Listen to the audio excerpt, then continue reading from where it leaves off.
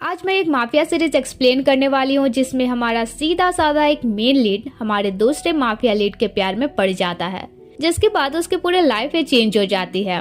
और इससे भी ज्यादा इंटरेस्टिंग है हमारे सेकंड लीड की केमिस्ट्री, जो मुझे स्पेशली काफी पसंद आई है और डेफिनेटली तुम्हें भी आएगी। तो चलो जल्दी से अपना एक्सप्लेनेशन स्टार्ट करते हैं।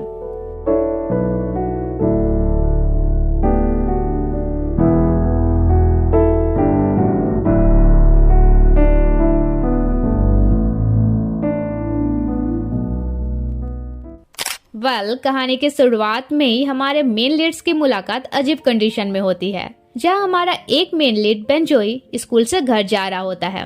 वही हमारा दूसरा मेन लीड बड़े ही जख्मी हालत में उसे पकड़ लेता है और उसके हाथ में एक चाकू रखकर कहता है, अब इसमें तुम्हारे फिंगरप्रिंट्स है। अगर खुद को इस क्राइम में नहीं फंसाना चाहते हो तो मेरी हेल्प करो।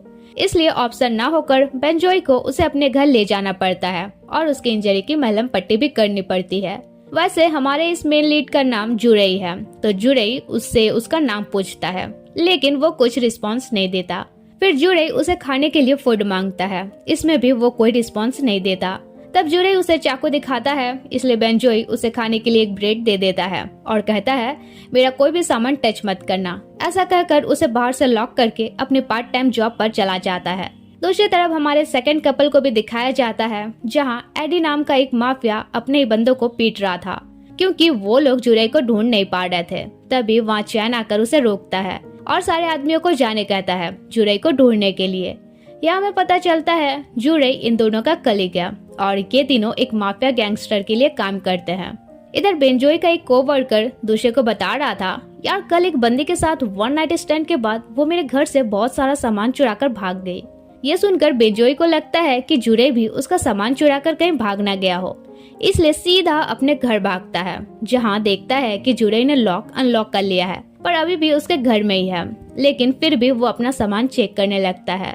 जुरेई कहता है, यार मुझे कुछ चुराना ही होता तो मैं अब तक से तुम्हारे घर में रहता क्या, और वैसे भी तुम्हारे घर में चुराने लायक कोई सामान भी नहीं है, मेरे शूज भी तुम्हारे सामान से महंगे हैं। ये सुनकर बेंजोई कहता है, लगता है तुम काफी रिच हो पर शक्ल से गैंगस्टर लगते हो। गुस्से से जुरेई उसका मुंह बंद कराता है और कहता है, जब तक मैं रिकवर नहीं हो जाता यहीं रहूंगा, मेरे लिए जितना भी खर्चा होगा बाद में मैं तुम्हें रिपे कर दूंगा। बेंजोई कहता है, पहले रिक्वेस्ट के साथ बोलो, जिस पर जुरेई बेशर्म जैसा कहता है, प्लीज मुझे यहाँ रहने दो। हालांकि बेंजोई उसे इरिटेट होता है पर रहने का परमिशन दे देता है, लेकिन उसका यहाँ रहना बेंजोई के लिए सरदर्द बन रहा था, क्योंकि बात बात पे चाकू दिखाकर वो उससे काम करवा रहा था। वहीं बेंजोई जब भी मौका पाता था वो चाकू ढूंढने की कोशिश करता है, जिस पर जुरेई कहता है, बेवकूफ समझे हो, इम्पोर्टेंट चीज में हमेशा अपने साथ लिए घूमता हूँ। फिर वो उसे चाकू दिखाकर स्ट्रॉबेरी केक लाने कहता है और इन्हीं सब नौटंकी से बेंजोई का पारा अब गर्म होने लगता है। नेक्स्ट दिन हम देखते हैं स्कूल में बेंजोई अपना नोट्स बेचकर एक्स्ट्रा मनी अर्न करता है। यहाँ हम उसके दो फ्रेंड्स को भी देखते हैं जो उसे कहते हैं, यार नोट्स बेचकर पैसा कमा रहे हो फिर भी फेस इतना लटका हुआ क्यों है। वो उन्हें बताने ही वाला था कि रास्ते में एक मर्डर मिल गया था। इससे पहले एक कह देता है, क्या रास्ते में स्ट्रीट जानवर मिल गया था, डॉगी या फिर बिल्ली? तो वो कह देता है बिल्ली मिली थी, उसी का केयर करते करते दिमाग खराब हो रहा है।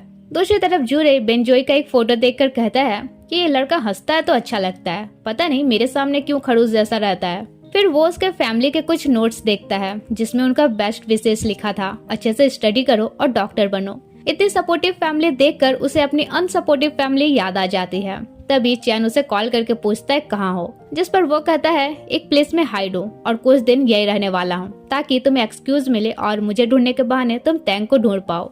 एक्चुअली चैन और आईडी अपने राइवल टैंक को पकड़ने के मिशन में थे, पर जब वे उसका प्लेस जाते हैं तब तक वो भाग चुका था।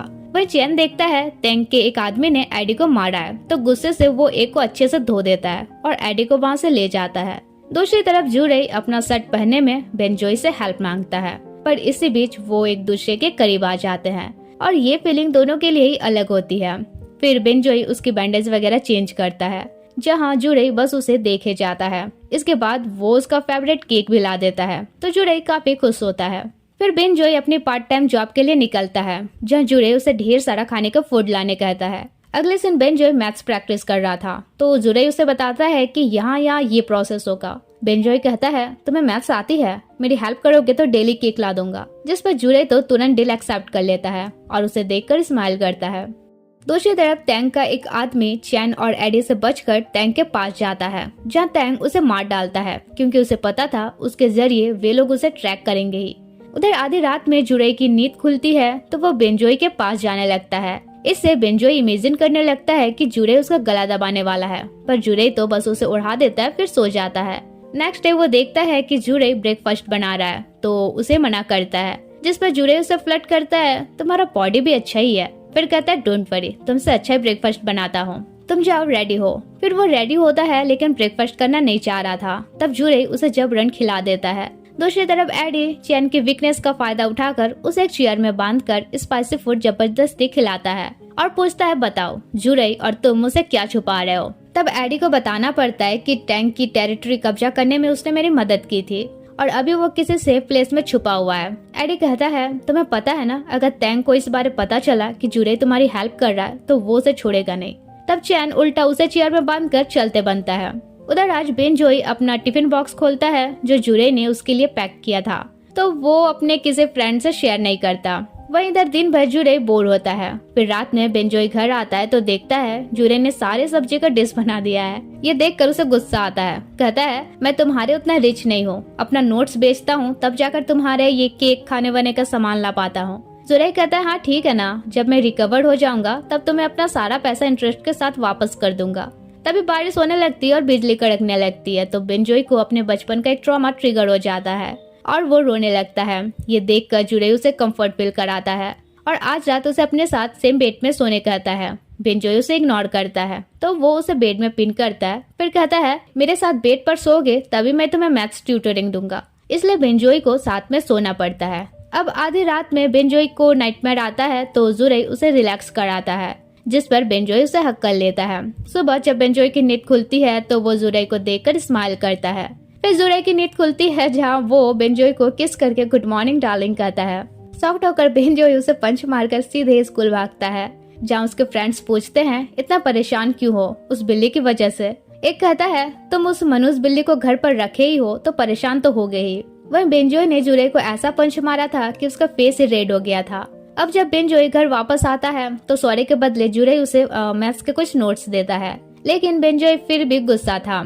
जुरई कहता है यार वो किस बाय मिस्टेक हो गया था और वैसे भी हम तो बॉयज हैं, क्या ही फर्क पड़ता है। जिस पर वो कहता है तुम्हारे लिए ये नॉर्मल बात हो सकती है पर हर कोई तुम्हारे जैसा बेशरम नहीं होता, सामने वाले की भी फीलिंग्स होती है और सॉरी भी सिंसियरिटी के साथ बोला जाता है जो तुम्हारे में तो बिल्कुल भी नहीं है। ऐसा कहकर वो अपने पार्ट टाइम वर्क के लिए निकल जाता है। कुछ देर बाद एडी जुरई को कॉल करके पूछता है कब आने का प्लान है, जिस पर जुरई उसे पूछता है अगर कोई तुम्हें परेशान करे तो वो ऐसा क्या कर सकता है जिससे तुम उसे माफ कर दो। एडी कहता है तुम्हें लगता है मुझसे पंगा लेने के बाद मैं उससे माफ करूंगा, सीधे रेस्ट एंड पीस कर दूंगा। जुरई कहता है रहने दो, मैं भी किस घोचू से आइडिया ले रहा हूँ। और इधर हम एडी का इमेच्योर हरकत देखते हैं। वो टैंक के एक आदमी को अपनी कार के नीचे लिटाकर पूछता है बताओ टैंक कहाँ छुपा है। अब उस बेचारे को खुद ही नहीं पता था टैंक कहाँ है, तो एडी उस पर गाड़ी चलाने वाला था कि चैन उस आदमी को बाहर निकाल लेता है और कहता है इसकी हरकत कभी नहीं सुधरेगी। अगले दिन जुरई बेंजोई से कहता है तुम ऐसा नाराज रहोगे तो अच्छा फील नहीं हो रहा, माफ करने के बदले तुम चाहो तो मुझे जितना चाहो मार सकते हो। तो बेंजोई भी उसे अच्छा खासा पंच जड़ा ही देता है और तब जाके उसे माफ करता है। अगले दिन बेंजोई का फ्रेंड उससे कहता है आज बड़ी खुश लग रहे हो, लगता है अपनी कैट के साथ काफी क्लोज हो गए हो। बेंजोई कहता है हाँ कुछ ऐसा ही समझो। फिर बातों बातों में उसका फ्रेंड बताता है कि उसकी ग्रैंड माँ बहुत अच्छा केक बनाती है। ये सुनकर बेंजोई कहता है तुम्हारी ग्रैंड माँ से कहना मेरे लिए स्ट्रॉबेरी केक बना दे। दूसरी तरफ चैन और एडी हेडक्वार्टर जाते हैं जहां हम उनके बॉस को देखते हैं। यहाँ बॉस का पर्सनल सेक्रेटरी चैन से कहता है इस बार तुमने टैंक के प्लेस को कब्जा किया है, पर उससे उलझने से पहले हमें रिपोर्ट क्यों नहीं किया। चैन कहता है उसने पहले मेरे प्लेस पर अटैक किया था, इसलिए उसके साथ रिवेंज लेना मेरी पर्सनल मैटर है, हेडक्वार्टर से इसका कोई लेना देना नहीं है। सेक्रेटरी कहता है लेकिन टैंक हमारे सबसे बड़े राइवल ड्रैगन गैंग का टीम है, अब तुम्हारे चक्कर में हमें ड्रैगन गैंग से भिड़ना होगा। जिस पर बॉस चैन और एडी को इस मैटर को हैंडल करने के लिए 1 मंथ का टाइम देता है। तभी वहाँ उनके 2 और कलीग आते हैं, तो बॉस कहता है आज जब सब साथ हैं तो साथ में लंच हो जाए और अपने सेक्रेटरी को भी लंच में ज्वाइन होने कहता है। वहीं ये देखकर चैन काफी हर्ट होता है क्योंकि वो सीक्रेटली बॉस को लाइक करता था। वैसे यहाँ हम लव ट्रायंगल नहीं देखते हैं, लव रेक्टेंगल देखते हैं, जहाँ एडी चैन को लाइक करता है, चैन बॉस को लाइक करता है और बॉस सेक्रेटरी और सेक्रेटरी का कोई अता पता नहीं।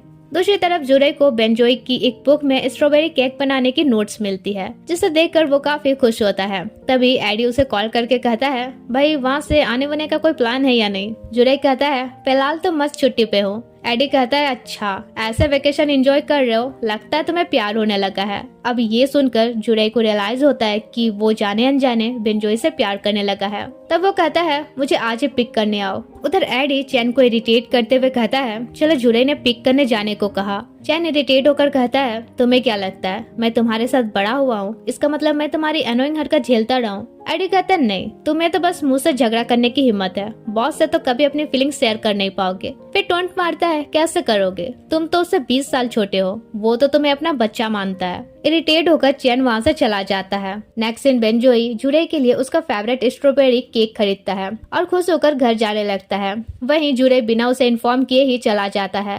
एडी कहता है, आई थिंक तुम्हें उसे एटलीस्ट बता के जाना चाहिए था। जुरे कहता है, नहीं, जरूरी नहीं था, ऐसे भी हम दोनों दोबारा कभी नहीं मिलेंगे। चैन कहता है, हाँ, अगर हमारे राइवल्स को उसके बारे पता चला तो बेकार ही वो उनका टारगेट बन जाएगा। उधर बेंजोई देखता है जुरे ने चाकू और अपना पैसा इंटरेस्ट के साथ देकर जा चुका है। इससे वो सैड हो जाता है। काम में भी अब वो डिस्ट्रैक्ट रहने लगता है। तो कोवर्कर पूछता है, क्या बात है, ब्रेकअप हुआ है क्या? वो कहता है, नहीं, मेरी बिल लीक हो गई है। इसके बाद अब वो जुरे को काफी मिस करता है, वही जुरे भी उसे मिस करता है। कुछ दिन बाद फाइनली वो मूव ऑन करता है और फिर से अपनी पुरानी लाइफ स्टाइल में वापस आता है। वही स्कूल, पार्ट टाइम जॉब, घर आकर अकेले स्टडी।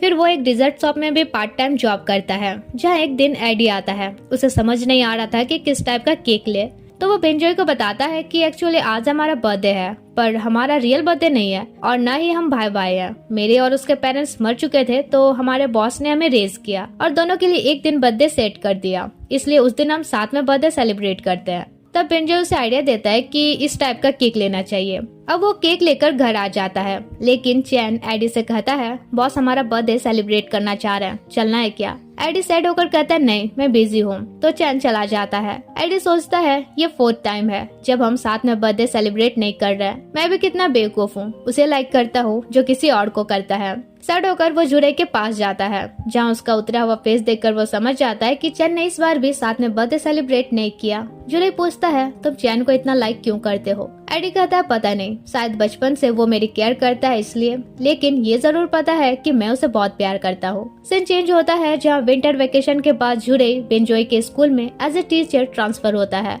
अपना नाम चेंज करके। ये देख के बेंजोई काफी शॉक्ड होता है। एक्चुअली जुरे एक अंडरकवर मिशन पर था, कुछ ड्रग्स डीलर को पकड़ना था जो स्कूल में ड्रग्स सेल करते थे। अब क्लास के बाद बेंजोई उसे मिलता है, जहाँ जुरे कहता है, क्या यहाँ तो मुझे नहीं जाने का प्रिटेंड कर सकते हो? बेंजोई कहता है, जब मन तब तो मेरे घर आए और चले गए, एटलीस्ट मुझे बताना चाहिए था। और तुम अपना नाम चेंज क्यों किए? इवन अब मुझे दूर रहने क्यों कर रहे हो? जुरे उसकी सेफ्टी के लिए उसे डांटते हुए कहता है, मैं हर चीज तुम्हें क्यों बताऊं? तुम मेरे दोस्त भी नहीं हो। ये सुनकर बेंजोई हर्ट होता है और चला जाता है। अगले दिन एडी अपने कलीग के साथ बार में गेम खेल रहा था, जिसमें उसे डेयर मिलता है एक बंदे के बेली बटन को किस करना। अब वो जैसे ही किस करने वाला था, चैन आकर उसे ले जाता है, ये कहते हुए कि इस तरह बाहर हैंग आउट करोगे तो कभी भी शूट कर दिए जाओगे। एडी कहता है, मैं मरने से नहीं डरता और मेरी फिक्र करना छोड़कर टैंक को हैंडल करो, क्या पता बॉस तुमसे इम्प्रेस हो जाए और तुम्हारे प्यार में पड़ जाए। चैन कहता है, मैं तुम्हारी केयर करता हूँ, इसलिए तुम्हारी भलाई के लिए कह रहा हूँ, पर उल्टा तुम मुझे ही टोंट मारते हो,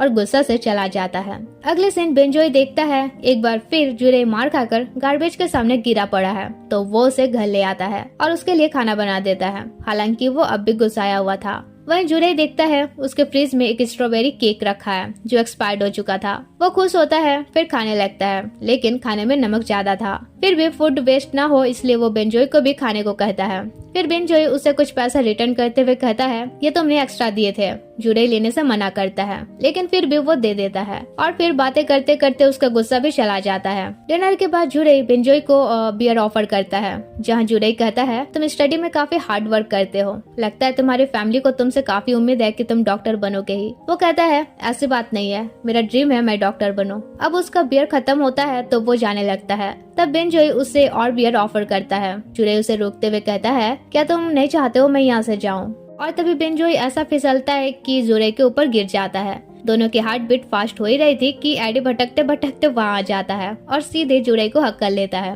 फिर उसे कहता है अगर चैन की जगह तुमसे प्यार करता तो इतना ब्रोकन हार्ट लिए नहीं घूमता। वहीं वो जुरे से इतना चिपक रहा था तो ये देखकर बेंजोई उसे गुस्सा से देखे जाता है। एडी उसे कहता है तुम कुछ जाने पहचाने लग रहे हो। बेंजोई चिढ़कर कहता है हम बेकरी शॉप पे मिल चुके हैं और गुस्सा से अंदर चला जाता है।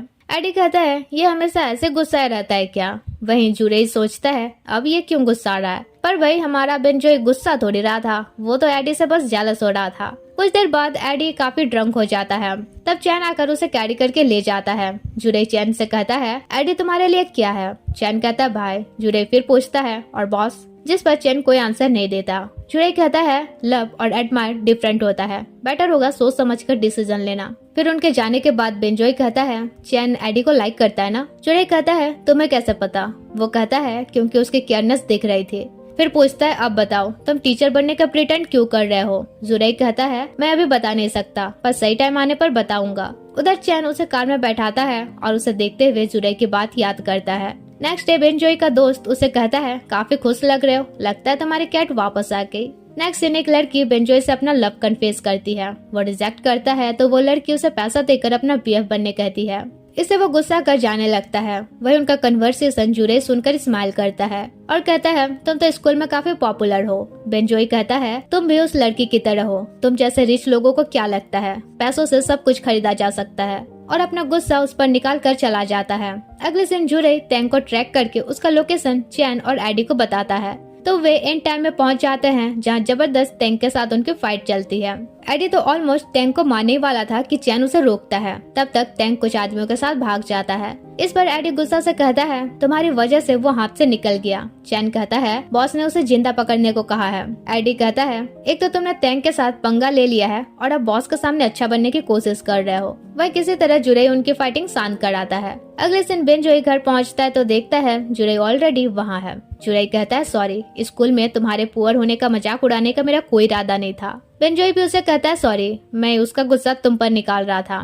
फिर बेंजोई डिनर करता है और वहीं जुरे उसे देखते देखते वहीं सो जाता है। बेंजोई की नजर उस पर जाती है तो उसके क्लोज होता है एंड उसे अच्छे से सुला देता है और खुद भी उसके बगल में सो जाता है। अब नेक्स्ट मॉर्निंग जुरे आधे नींद में बेंजोई के प्राइवेट पार्ट को टच करने लगता है। बेंजोई तो तुरंत उठकर बाथरूम भाग जाता है। वहीं अब जुरे को बड़ा एम्बैरेसमेंट फील होता है कि ये उसने क्या किया। वेल चैन उसके पास आकर पूछता है इन्वेस्टिगेशन कैसा चल रहा है, जिस पर वो कहता है पता करना मुश्किल है क्योंकि कई स्टूडेंट्स उनसे कनेक्टेड है। अगले दिन जुरे क्लास लेने जाता है तो पता चलता है बेंजोई को ऑफिस बुलाया गया है। वो जल्दी से ऑफिस जाता है जहाँ देखता है उस लड़की की मॉम प्रिंसिपल से शिकायत कर रही थी कि ये मेरी बेटी को बुली कर रहा था, इसने इसे धक्का दिया इसलिए इसके पैर में चोट भी लगी है। वो जाकर लड़की की मॉम से कहता है अगर बेंजोई ने इसे धक्का दिया था तो घुटने पे इसकी चोट कैसे आई, और फिर बेंजोई से कहता है तुम बताओ क्या हुआ था। तब वो सब कुछ बताता है कि ये मुझे फोर्सफुली अपना बीएफ बनने कह रही थी, मैंने मना किया तो मुझ पर ही ब्लेम करने लगी। फिर जुरे लड़की की मॉम को सुनाकर शांत कर देता है कि इस तरह क्या हुआ था ये जाने बगैर किसी पर ब्लेम लगाना सही नहीं है। इसके बाद बेंजोई जुरे को थैंक्स कहता है उसे बचाने के लिए और आज रात डिनर के लिए उसे इन्वाइट भी करता है।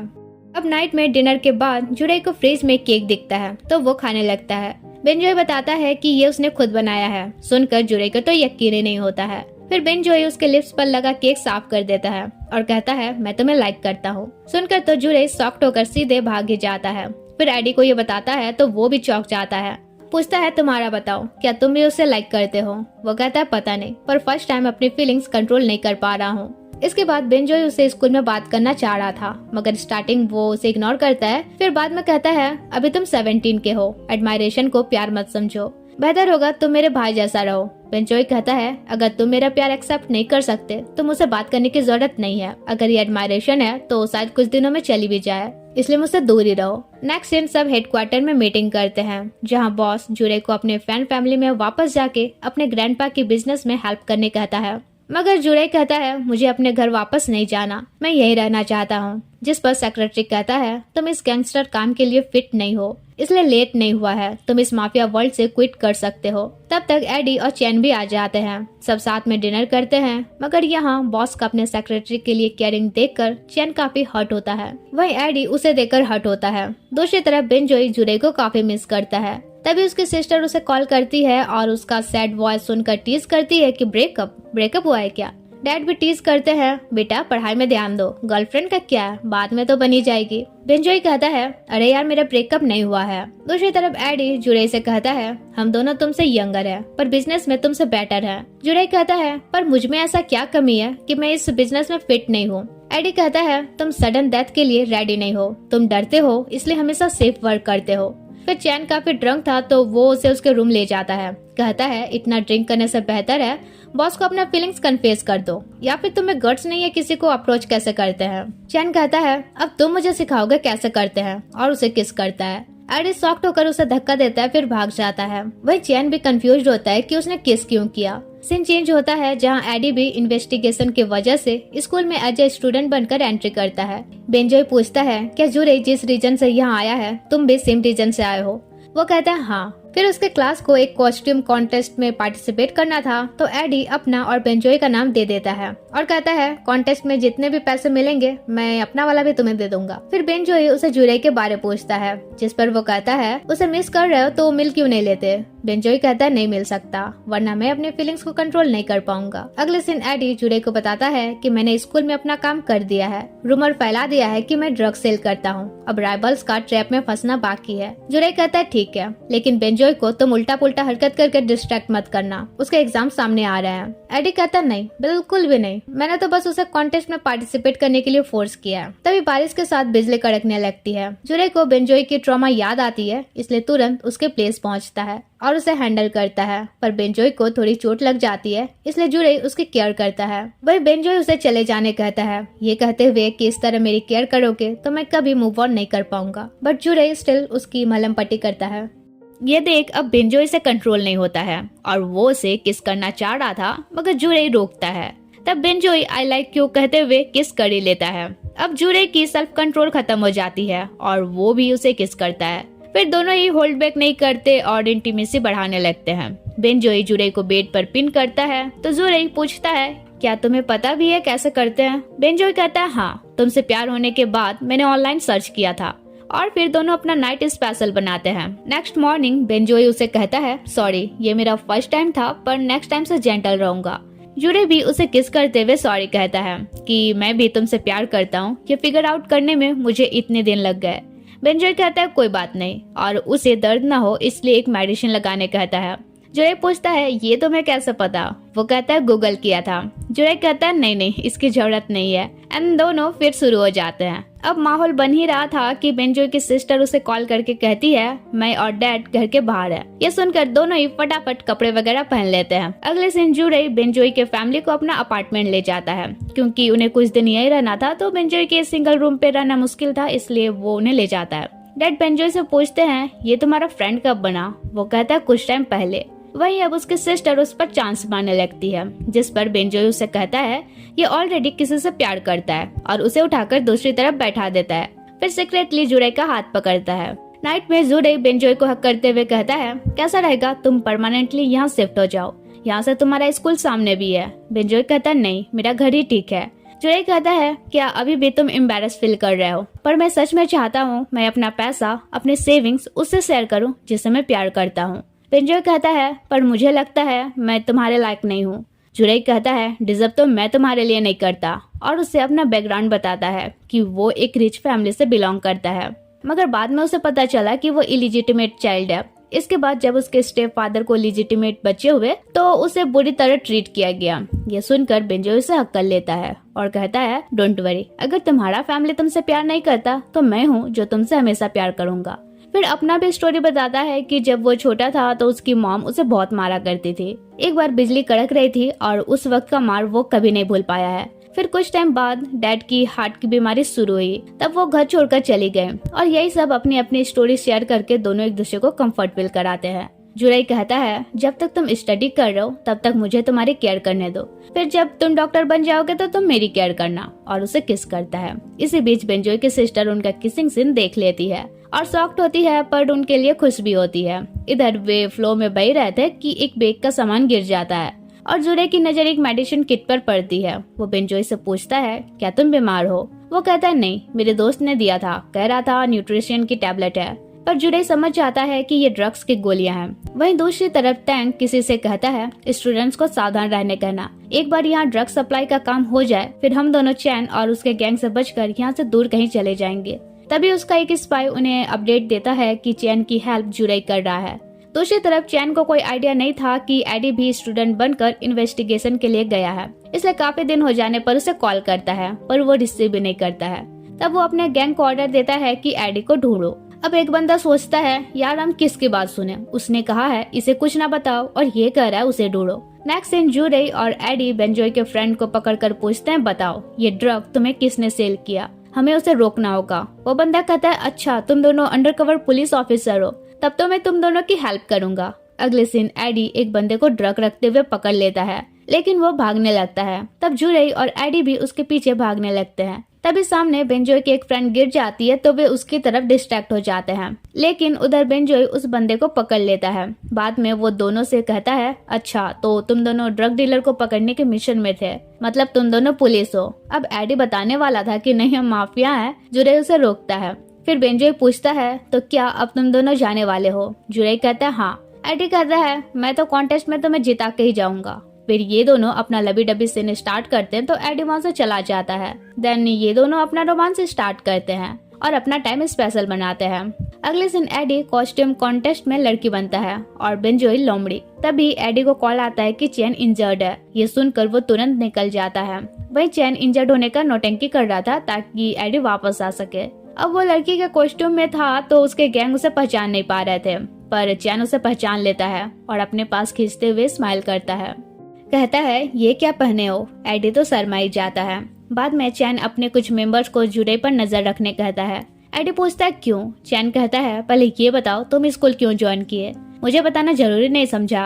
एडी कहता है जुरे ने कहा था स्टूडेंट्स बनकर हम जल्दी ड्रग सप्लायर को पकड़ सकते हैं, इसलिए मैं उसकी हेल्प कर रहा था, पर हमें एग्जैक्ट पता नहीं चला कि मेन सप्लायर कौन है। अब तुम बताओ जुरे पर नजर क्यों रख रहे हो? तब वो उसे जुरे का एक पिक दिखाता है जिसमें टैंक उसके साथ था। ये देख एडी शॉक्ड रहता है। फिर टैंक की सारे हिस्ट्री ज्योग्राफी बायोग्राफी निकालता है तो पता चलता है कि जुरे और वो रिलेटिव्स है। दूसरी तरफ जुरे बेंजोय का मेडिकल कॉलेज में एडमिशन फॉर्म देखकर काफी खुश होता है। तभी वे कोर्ट के सामने कुछ LGBTQ कपल को शादी करते देखते हैं और उनके लिए हैप्पी होते हैं। दोनों एक दूसरे को किस करते हैं और घर जाने लगते हैं, पर उनके खुशियों को आज ही ग्रहण लगना था क्योंकि टैंग और उसके आदमी उन्हें घेर कर दौड़ाने लगते हैं। अब क्योंकि वे ढेर सारे थे तो उन्हें पकड़ ही लेते हैं। टैंग जुरे से कहता है तुमने चैन की हेल्प क्यों की? वहीं जुरे चुपके से चैन को कॉल कर देता है। इधर वे फाइटिंग की आवाज सुनकर शॉक्ड होते हैं। वहीं उधर वे सब दोनों को खूब पीटते हैं। जुरे टैंग को जितना कहता है कि उसे मत मारो, वो आम इंसान है, टैंग बेंजोय को उतना ही मारता है। जुरे उसे रोकता है तो गुस्सा से टैंग उसे ही मारने लगता है। इवन उसे मार ही डालने वाला था कि एक फ्लैशबैक याद करके नहीं मारता है। उस वक्त जब फर्स्ट टाइम वे मिले थे, पहली बार था जब टैंग के फेस में स्माइल आई थी जुरे की वजह से,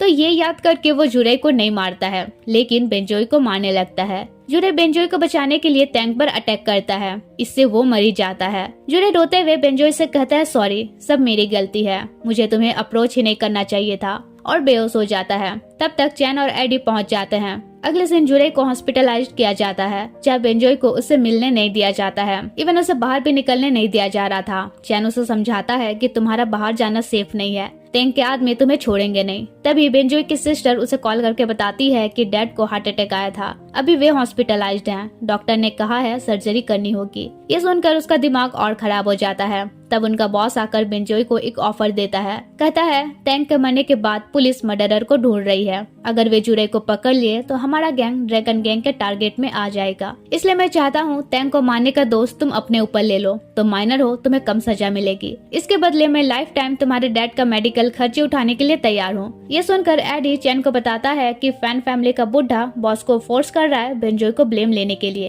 ताकि फैन फैमिली बदनाम ना हो। तब चैन बॉस से कहता है जो भी हुआ उसके लिए कोई अगर जिम्मेदार है तो वो हम है, बेंजोय अपने ऊपर दोष क्यों लेगा? बॉस उसे झापा लगाते हुए कहता है तुम लोग को तो मैं बाद में देखूंगा, तुम दोनों की गलती की वजह से मैटर यहाँ तक पहुँचा। वहीं अपने डैड और जुरे को बचाने के लिए वो ये डील एक्सेप्ट कर लेता है। फिर वो जुरे को याद करके खूब रोता है।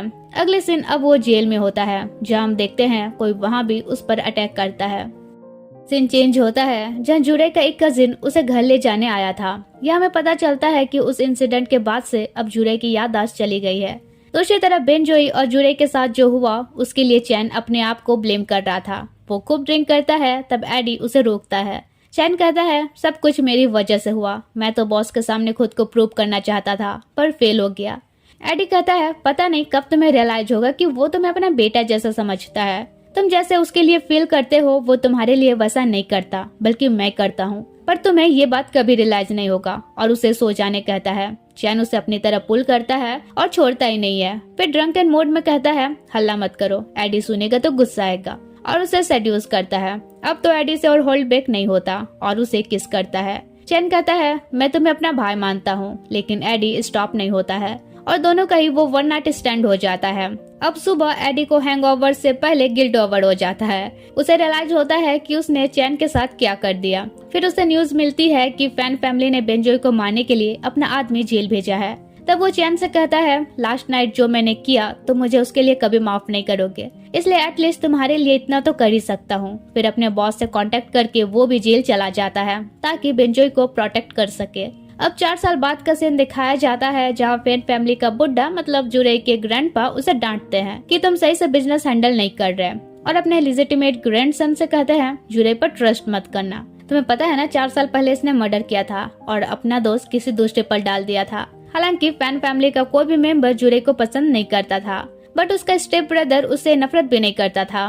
वही हम देखते हैं अब वे दोनों भी जेल से बाहर निकलते हैं, जहाँ चैन आकर एडी को पिक करके ले जाता है, जबरन ले जाता है। फिर उनके गैंग मेंबर उसका वेलकम करते हैं, मगर वो जाने लगता है तब चैन उसे फिर कैरी करके अंदर ले जाता है, जहाँ उसने ढेर सारा एडी का फेवरेट स्पाइसी फूड तैयार रखा था। वो एडी से पूछता है तुम जेल क्यों गए थे। एडी उसे रीजन नहीं बताता है और जाने लगता है, ये कहकर कि अब मैं इस गैंग का मेंबर नहीं हूँ तो मुझसे मिलने की जरूरत नहीं है। चैन कहता है मैं रीजन पता लगा के रहूंगा। दूसरी तरफ बेनजोई घर जाता है, जहाँ उसके डैड और उसकी सिस्टर उसे देखकर काफी खुश होते हैं। घर जाकर सब साथ में डिनर करते हैं। वहीं उसके डैड काफी गिल्ट फील करते हैं कि उनकी वजह से वो जेल गया, उसका डॉक्टर बनने का सपना टूट गया। वो उससे कहते हैं मैं अच्छा डैड नहीं बन पाया। बेनजोई अपने फादर को हक करते हुए कहता है जो हुआ उसमें आपकी कोई गलती नहीं है, मुझे आपसे कोई शिकायत नहीं है, और रही बात अपने ड्रीम की तो जिंदगी में करने के लिए बहुत कुछ है। फिर बताता है कि अब वो टाउन में बेकरी शॉप ओपन करेगा। ये सुनकर दोनों ही उसकी फुल सपोर्ट करते हैं। कुछ दिन बाद वो अपना बेकरी शॉप ओपन भी कर लेता है। यहाँ मोस्टली वो स्ट्रॉबेरी केक बनाता था। अगले सीन चैन को उसका एक मेंबर इन्फॉर्म करता है कि बार में कोई एडी से फ्लर्ट कर रहा है। तुरंत वो बार पहुंचकर एडी को अपने साथ चलने कहता है। वो नहीं जाना चाह रहा था तो चैन पूरा बार ही खाली करवा देता है। फिर उसे दीवार में पिन करते हुए कहता है तुम मेरे लिए क्या फील करते हो, और उसे किस करता है। मगर एडी रोकते हुए कहता है तुम्हें पता भी है तुम क्या कर रहे हो। वो कहता है पता नहीं, पर मैं जानना चाहता हूँ मैं क्या कर रहा हूँ। एडी कहता है तुम्हें कुछ जाने की जरूरत नहीं है, ना मैं तुम्हारे लिए कुछ फील करता हूँ, ना मैंने तुम्हारी कोई हेल्प की है। उस टाइम मुझे पता चला था कि बेनजोई के फैमिली से कोई बेनजोई को हर्ट करना चाहता था, इसलिए उसके प्रोटेक्शन के लिए मैं जेल गया था। तो ज्यादा दिमाग मत लगा मैं जेल क्यों गया था। चैन कहता है सीधे सीधे बोलो तुमने मेरी हेल्प की थी, क्योंकि तुम्हें पता था बेनजोई के लिए मुझे गिल्ट फील हो रहा है, इसलिए उसके प्रोटेक्ट करके तुम मुझे और गिल्ट फील नहीं कराना चाहते थे। फिर उसके टच में रहने के लिए वो उसे झूठ कहता है कि अभी भी टैंक के आदमी बचे हुए हैं जो मुझे टारगेट किए हुए हैं, इसलिए तुम मेरी हेल्प करो। एडी को लगता है कि सच में टैंक के आदमी उसे टारगेट किए हुए हैं, इसलिए वो उसकी हेल्प करने के लिए रेडी हो जाता है। नेक्स्ट इन एडी बेनजोई के शॉप जाता है। पहले टीज करता है कि वाओ जुरे की याद में पूरा शॉप ही स्ट्रॉबेरी कर दिए हो। फिर बताता है कि चैन ने कहा टैंक के आदमी अब तक से उसे परेशान कर रहे हैं, बट तुम टेंशन मत लो, तुम्हें कुछ नहीं होने दूंगा। वहीं यहाँ में पता चलता है कि 4 साल पहले जब बेनजोई को किसी ने मारा था उसके बाद से वो टेम्परेरी कुछ चीजें भूल जाया करता था, इसलिए वो इम्पोर्टेंट चीजें नोट डाउन कर लेता था। एडी कहता है तुम जुरे को भूल क्यों नहीं जाते। वो कहता है मैं उसे भूलना नहीं चाहता, मैं अभी भी उम्मीद करता हूँ कि वो वापस आ जाए। कुछ दिनों बाद इत्तेफाक से उसकी इनकाउंटर जुरे से हो जाती है। वो तो शॉक्ड रह जाता है, लेकिन जुरे उसे पहचानने से इनकार कर देता है। वो अपने स्टेप ब्रदर के साथ चला जाता है। तब बेनजोई ये मोमेंट भी नोट कर लेता है कि आज जुरे से मुलाकात हुई पर वो मुझे नहीं पहचान रहा, लेकिन वो ठीक है, उसके साथ जो है वो उसे अच्छे से ट्रीट कर रहा है। नेक्स्ट इन एडी चैन के प्लेस जाता है, जहाँ चैन का एक मेंबर बताता है कि वो बाहर गया है, वेट करो आता ही होगा। तब एडी चैन का जैकेट सोफे में देखता है तो सोचता है ये कब से अपना सामान इधर उधर रखने लगा। कुछ देर बाद चैन आता है तो देखता है एडी सो चुका है। चैन जैसे उसे टच करता है वो उल्टा उसे ही पिन करता है फिर देखता है कि चैन थोड़ा इंजर्ड है। वो कहता है मैंने पता किया, टैंक के सारे आदमियों को ड्रैगन गैंग ने मार डाला है, तो अभी जो तुम्हें परेशान कर रहे होंगे वे पक्का टैंक के फैमिली मेंबर हो सकते हैं। चैन कहता है वो सब तो ठीक है, पर तुम मुझे इग्नोर क्यों कर रहे हो। एडी जाने लगता है तो चैन उसे अपने क्लोज करता है और कहता है अब मैं तुम्हारे लिए सीरियस हूँ। फिर उसे उठाकर अपने बेड में फेंक देता है। एडी कहता है पागल हो गए हो क्या। वो कहता है नहीं, लेकिन तुम ये सब मेरे साथ करना चाहते थे ना, और उसे किस करता है। एडी कहता है अब मैं इंटरेस्टेड नहीं हूँ। चैन उसे कसकर होल्ड करके कहता है सॉरी, पहले मैं फिगर आउट नहीं कर पाया था, पर अब मुझे रियलाइज हो चुका है मैं तुम्हारे लिए क्या फील करता हूँ। फिर कहता है नेक्स्ट टाइम बेड में लाकर मैं तुम्हें जाने नहीं दूंगा। एडी उसे पागल बोलकर भाग जाता है। वही हम देखते हैं जुरे तो बस भूलने का नाटक कर रहा था। वो बेंजोय के घर के बाहर तक आता है पर उससे मिलता नहीं है। उसका स्टेप ब्रदर कहता है ये बहुत लक की बात है कि जिससे तुम प्यार करते हो वो भी तुमसे प्यार करे, और वैसे भी बेंजोय तुम्हें ब्लेम नहीं करता, वो अब भी तुम्हारा वेट करता है। जुरे कहता है मैं किस मुंह से उसके पास जाऊंगा, मेरी वजह से उसका फ्यूचर बर्बाद हो गया। सीन चेंज होता है जहाँ बेंजोय के शॉप में उसकी हाई स्कूल की फ्रेंड सिनिंग काम करने आती है। कुछ देर बाद एडी वहाँ आता है और बेंजोय से पूछता है तुम बताओ चैन मुझे लाइक करता है या नहीं। बेंजोय कहता है मतलब तुम मेरे मुंह से सुनना चाहते हो कि वो तुम्हें लाइक करता है। तभी सिनिंग को देखकर वो कहता है यार तुम इन 4 सालों में बुड्ढी जैसी लग रही हो। वो कहती है हाँ, और तुम अब भी बच्चे जैसे लग रहे हो। इसके बाद बेंजोय एक केक डिलीवर करने जाता है। एडी भी उसके पीछे पीछे जाते हुए कहता है यार बताओ वो मुझे लाइक करता है या नहीं। पहले वो बॉस को लाइक करता था, अब सडनली मुझे अप्रोच कर रहा है, मैं तो कंफ्यूज्ड हूँ। तभी सामने वे जुरे को देखते हैं, लेकिन बेंजोय एडी से कहता है उसे इग्नोर करो, उसे एमनेसिया है, हमारे बारे वो भूल चुका है। नेक्स्ट दिन जुरे का भाई उससे कहता है कल हम ये सिटी छोड़कर जा रहे हैं, तो क्या लास्ट टाइम तुम उसे मिलना नहीं चाहोगे। जिस पर वो कुछ नहीं कहता, पर उसके भाई को उसके लिए बुरा फील होता है। इसलिए वो बेंजोय को मैसेज करता है कि जुरे को एमनेसिया नहीं है, उसे सब कुछ याद है, अगर उसे मिलना चाहते हो तो फलाना होटल रूम नंबर इतने पे आ जाना। तभी उसके डैड उसके पास पहुंचते हैं तो बेंजोय कहता है आप मेरे और जुरे के बारे क्या सोचते हो। डैड कहते हैं सभी पेरेंट्स अपने बच्चों की खुशियां चाहते हैं, पर जुरे रिच फैमिली से आता है, थोड़ा कॉम्प्लिकेटेड है, इवन तुम दोनों लड़के हो, जिंदगी आसान नहीं होगी। बेंजोय कहता है पर मैं सिर्फ उसे ही लाइक करता हूँ, नो मैटर कितना भी टाइम लगे मैं उसका वेट करूंगा।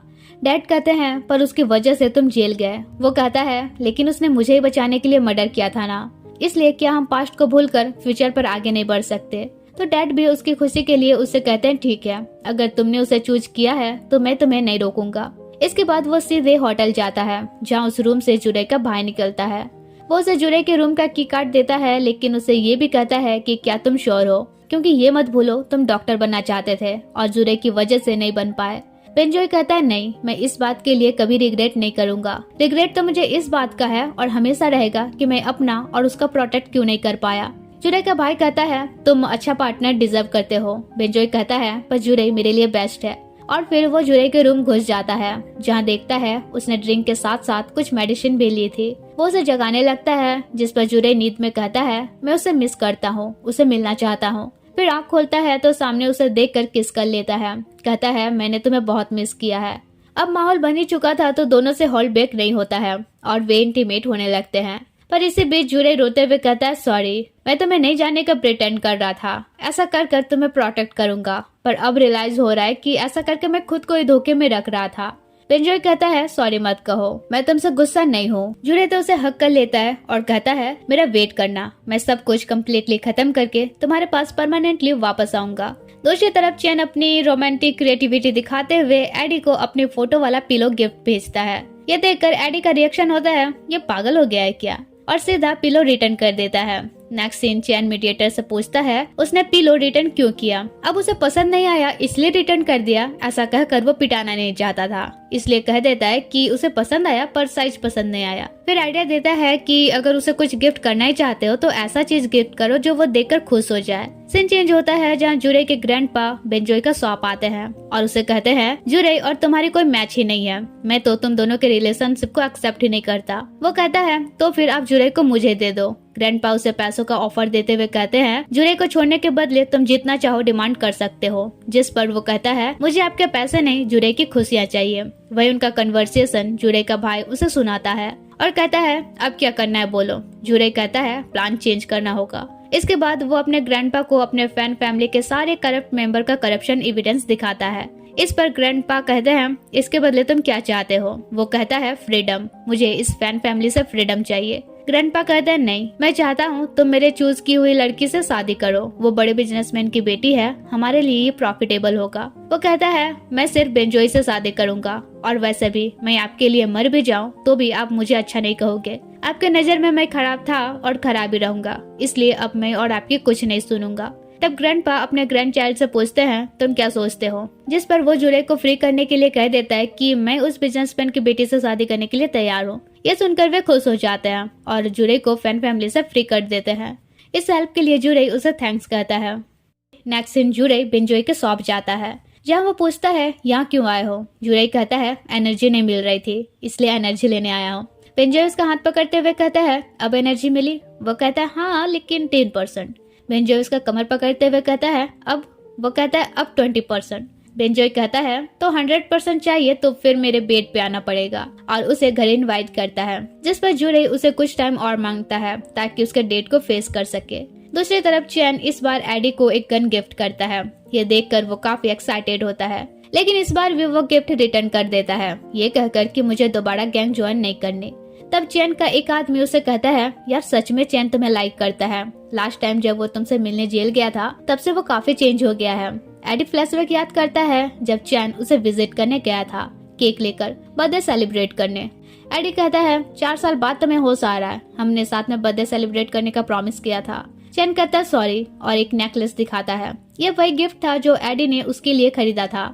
हर साल एडी उसके लिए गिफ्ट खरीदता था, पर क्योंकि चैन साथ में सेलिब्रेट ही नहीं करता था, इसलिए हर साल वो गिफ्ट्स एक बॉक्स में छुपा कर रख देता था। तो एडी झूठ कहता है कि ये गिफ्ट्स वगैरह तो मैं भूल ही चुका हूँ, और उसे यहाँ दोबारा आने नहीं कहता है। इन प्रेजेंट वो बंदा एडी से कहता है, तुम वापस चैन के पास आ जाओ, वो सच में तुम्हें लाइक करता है, सच में चाहता है तुम उसके साथ दोबारा काम करो, वरना वो बार बार तुमसे थैंक का मेंशन नहीं करता। एडी कहता है, क्या मतलब? वो कहता है, मुझसे मत पूछो यार, उसी से सारा सच पूछना। नेक्स्ट दिन जूरे बेंजोई के डैड से मिल जाता है, जहाँ वो डरते हुए पूछता है, क्या मैं जूरे को अपना लाइफ पार्टनर बना सकता हूँ? मुझे पता है मैं बहुत सेल्फिश हूँ, मेरी वजह से वो जेल गया, आप सब इतना सफर किए। डैड कहते हैं, सॉरी मत बोलो, अगर उसने तुम्हें चूज किया है तो मुझे तुम्हें दोस्त देने का कोई हक नहीं है। और वे जूरे को एक्सेप्ट कर लेते हैं और अपने घर डिनर के लिए इनवाइट करते हैं। नाइट में वो उनके घर जाता है, जहाँ सब फैमिली डिनर करते हैं। दूसरी तरफ एडी चैन को दोबारा चेयर में बांध कर स्पाइसी फूड का स्मेल कराता है, पर इस बार चैन स्माइल कर रहा होता है। एडी गुस्सा से पूछता है, सच सच बताओ, टैंक के रिवेंज का क्या सच है? लेकिन चैन तो स्माइल किए ही जा रहा था, तो एडी उसे स्पाइसी फूड खिलाने लगता है, और इस बार वो खा लेता है। तो ये देखकर एडी शॉक्ड होकर पूछता है, तुम कब से स्पाइसी फूड खाने लगे? चैन कहता है, मैंने कहा है ना, अब मैं तुम्हारे लिए सीरियस हूँ, और उसे ले जाकर बेड में बांध देता है। एडी पूछता है, क्या जब मैं जेल में था तब तुम्हें मुझसे प्यार हुआ, साइको कहीं के? वो कहता है, हाँ मुझे याद है, उस नाइट तुमने जो भी कहा था। जब तक तुम मेरे पास थे मुझे रियलाइज नहीं हुआ था कि मैं तुमसे प्यार करता था, पर जब तुम मुझसे दूर हुए तब मुझे रियलाइज हुआ, और अब मैं हर साल हमारा बर्थडे साथ में सेलिब्रेट करना चाहता हूँ, क्योंकि मैं पूरी लाइफ तुम्हारे साथ रहना चाहता हूँ। एडी कहता है, सोच लो, एक बार मेरे हो गया तो मैं कभी छोड़ूंगा नहीं। चैन स्माइल करते हुए कहता है, तो फिर मत छोड़ना। एडी उसे पिन करते हुए कहता है, क्या मैं सपना देख रहा हूँ? चैन उसे किस करते हुए कहता है, अब बताओ क्या ये सपना है? फिर तो दोनों स्टार्ट हो जाते हैं और अच्छा खासा अपना टाइम स्पेशल बनाते हैं। वेल नेक्स्ट सीन हम देखते हैं, बेंजोई के दोस्त उसे देखकर काफी गुस्सा रहे थे। वही एडी बेंजोई के साथ था, जहां वो बताता है कि एक्चुअली मैं चैन के साइड ही रहूं, इसलिए वो मुझसे झूठ कर रहा था कि टैंक के आदमी बचे हुए हैं और उसे मारना चाहते हैं, इसलिए अब और टेंशन मत लो। हाँ, लेकिन ये भी बात है कि चैन अब भी तुम्हारे लिए गिल्ट फील करता है, जूरे का दोस्त तुमने अपने ऊपर लिया था इस वजह से।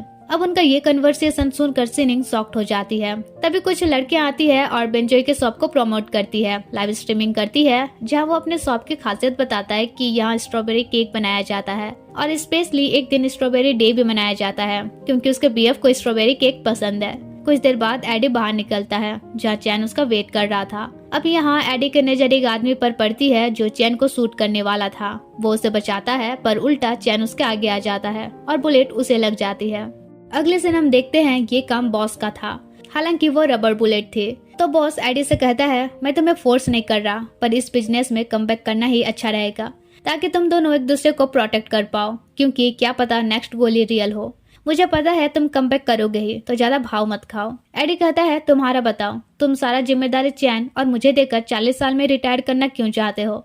बॉस कहता है क्योंकि एक दिन हम सबको रियलाइज होता है कि लाइफ बहुत छोटी है, हमें उन लोगों के साथ 2 पल बिता लेने चाहिए जो हमारे लिए इम्पोर्टेंट है। नेक्स्ट दिन वो चैन के पास जाता है और पूछता है, बताओ मेरे जगह तुमने बुलेट क्यों लिया। चैन कहता है, मैंने नहीं सोचा था तुम मेरी इतनी केयर करते हो कि मेरे लिए अपनी जान दे सकते हो, और उसे किस करता है, फिर बेड में पिन करता है। और बस माहौल बन ही रहा था कि उन्हें एक इन्फॉर्मेशन मिलती है कि टैंक की सिस्टर सिनिंग है।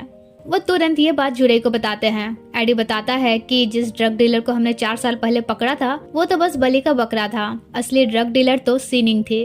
और तब तक सिनिंग आकर जुरे को चाकू मार देती है। यहाँ हम फ्लैशबैक में देखते हैं उस टाइम टैंग ही सिनिंग से कह रहा था कि ये डील वगैरह कंप्लीट हो जाए फिर हम चैन से बचकर कहीं और सेटल हो जाएंगे। यहाँ वो उसे कहती है, तो तुमने ही मेरे भाई को मारा था और ब्लेम बेंजोई को लेने के लिए फोर्स किया था।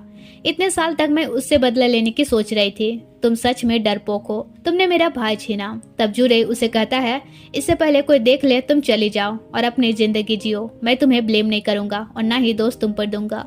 तब वो रोते हुए चली जाती है। फिर जुरे किसी तरह बेंजोई को कॉल कर देता है। अब कुछ दिन बाद का सीन दिखाया जाता है जहाँ बेंजोई उसकी केयर तो कर रहा था मगर उससे गुस्सा था। जुरे कहता है, सॉरी, अब से ऐसा दोबारा कभी नहीं होगा।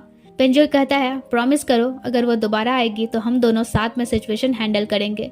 जुरे भी प्रॉमिस करता है। तब बेंजोई उसे हक कर लेता है। चैन और एडी आकर कहते हैं, क्या सिनिंग को ढूंढने के लिए अपने आदमी को लगा दे हम।